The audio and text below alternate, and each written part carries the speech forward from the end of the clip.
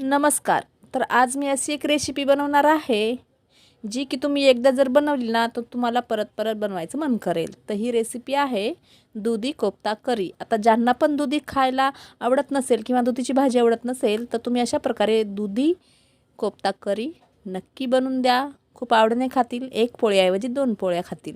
तर ही रेसिपी पूर्ण बघा, स्किप न करता बघा आणि आवडली असल्यास व्हिडिओला लाईक, शेअर, कमेंट जरूर करा. चॅनलला एक सबस्क्राईब नक्कीच करा. आता इथे ना एक दुधी घ्यायची आहे. तर दुधी ना कवळी घ्यायची आहे.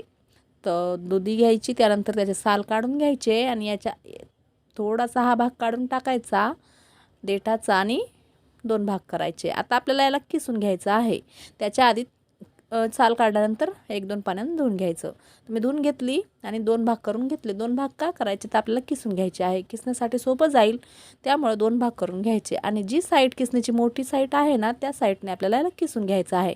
मोठ्या साईडने का किसायचं आहे तर आपल्याला मोठा मोठा किस तयार होईल आणि थोडा जाडसर पण होईल. बारीक केल्याने ना पाणी जास्त सुटेल.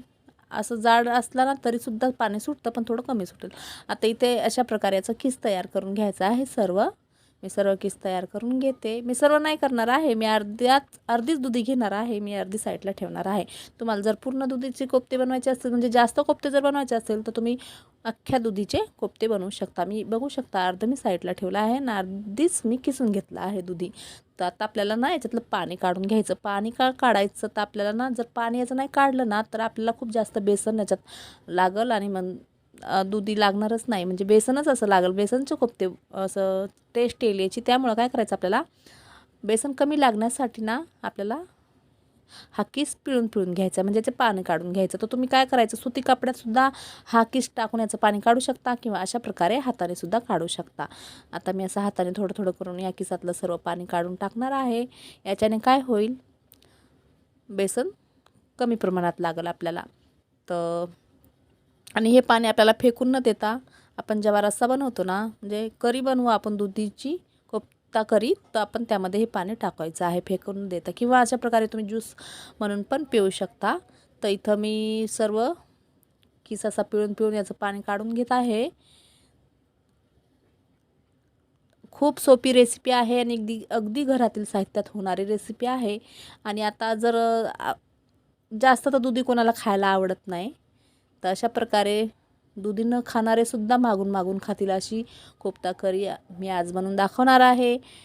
न जास्त मसाले ना काही, तरीसुद्धा मी खूप छान बनवणार आहे. तर पूर्ण बघा.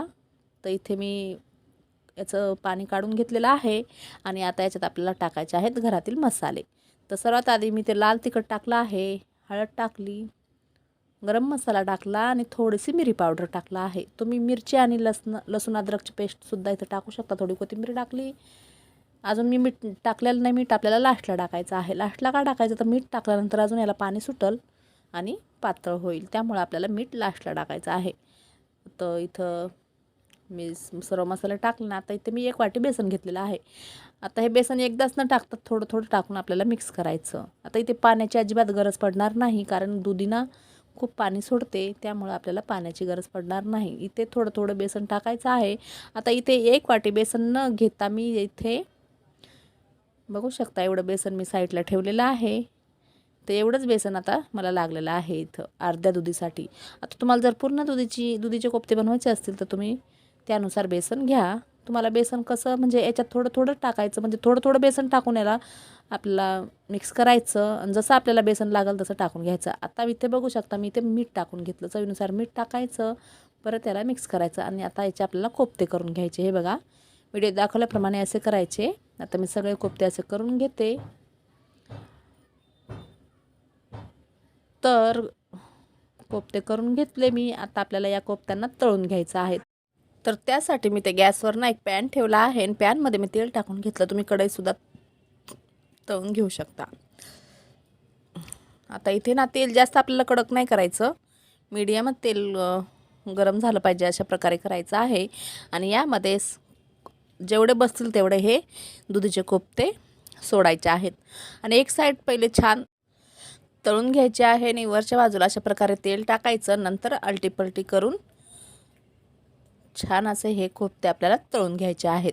आता इथे मी सर्व कोफ्ते तळून घेणार आहे. तुम्हाला कोफ्ते मोठे बनवायचे तर मोठे बनवा, छोटे बनवायचे तर छोटे बनवा, किंवा मी जसे बनवले आहेत ना त्या प्रकारे तुम्ही बनवू शकता. आता इथे मी सर्व कोफ्ते छान असे तळून घेणार आहे.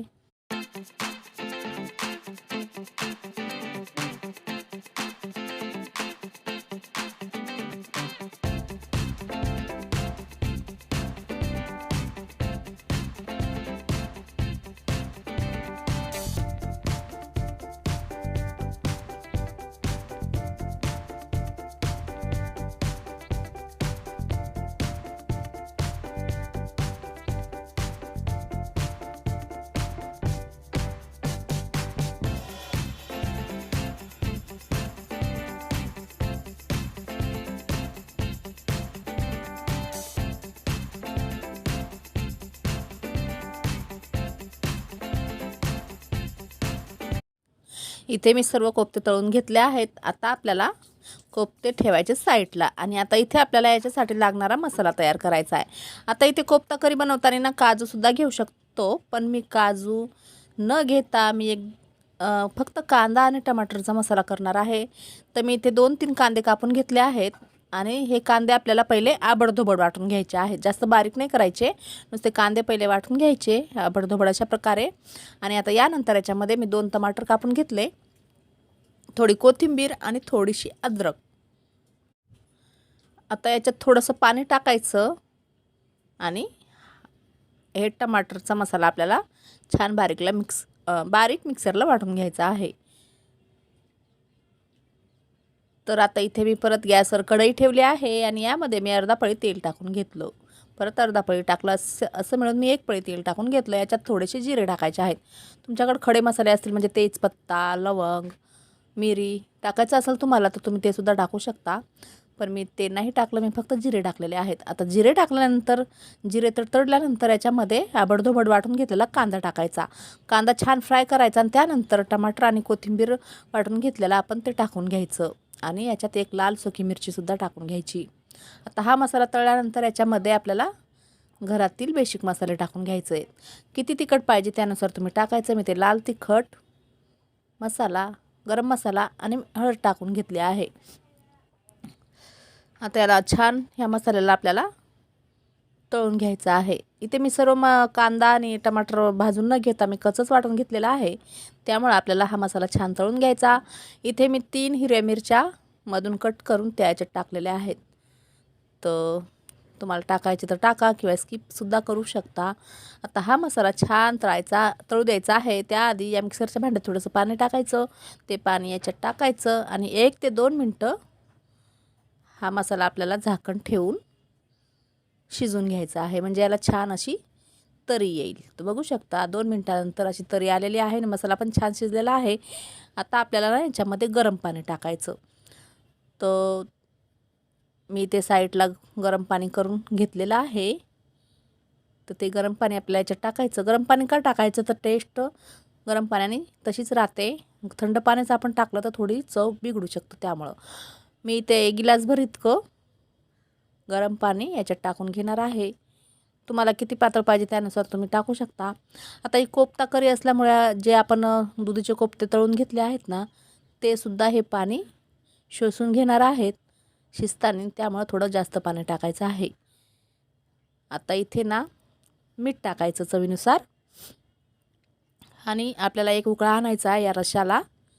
गॅसची फ्लेम फास्ट ठेवायची आहे, आणि 1 उकळा आणायचा. उकळा आल्यानंतर आपल्याला याच्यामध्ये जे तळून घेतलेले कोफ्ते आहेत दुधीचे ते याच्यात टाकायचे आहेत.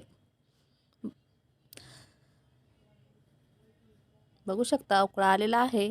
झाकण ठेवायचं आहे. 1-2 मिनटं आपल्याला हा रस्सा शिजून घ्यायचा, आणि याच्यामध्ये आता दुधीचे कोफ्ते टाकायचे आहेत. तर कोफ्ते टाकल्यानंतर सुद्धा आपल्याला जास्त वेळ शिजू द्यायचे नाही, नाहीतर हे कोफ्ते एकदम गाळा होतील. तर आपल्याला फक्त 5 मिनटं शिजून घ्यायचं आहे कोफ्ते टाकल्यानंतर, पण मीडियम गॅसवर. आता मी सर्व कोफ्ते इथे टाकून घेतले, आणि गॅसची फ्लेम मीडियम केली आहे, आणि झाकण ठेवून आपल्याला फक्त 5 मिनटं हे कोफ्ते या करीमध्ये शिजून घ्यायचे आहेत. मिक्स करायचं, आणि झाकण ठेवायचं आणि फक्त 5 मिनटं शिजून घ्यायचे आहे. तर अशा प्रकारे एकदम घरातील साहित्यात सोप्यात सोपी कोफ्ता करी तुम्ही बनवून खाऊ शकता. आणि ज्याला दुधी आवडत नाही ना ते सुद्धा मागून मागून खातील जर अशा प्रकारे बनवली तर. तर झालेले आहे. तर 5 मिनटं मी गॅस बंद केलेला आहे. तर बघू शकता किती छान कोफ्ता करी झालेली आहे.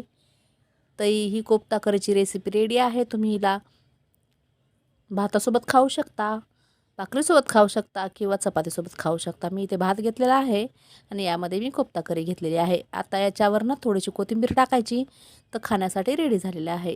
तर ही रेसिपी जर तुम्हाला आवडली असेल तर व्हिडिओला लाईक शेअर कमेंट जरूर करा. चॅनलला सबस्क्राईब नक्कीच करा. चला तर भेटूया परत एका नवीन व्हिडिओमध्ये नवीन रेसिपी घेऊन. बाय. जय महाराष्ट्र.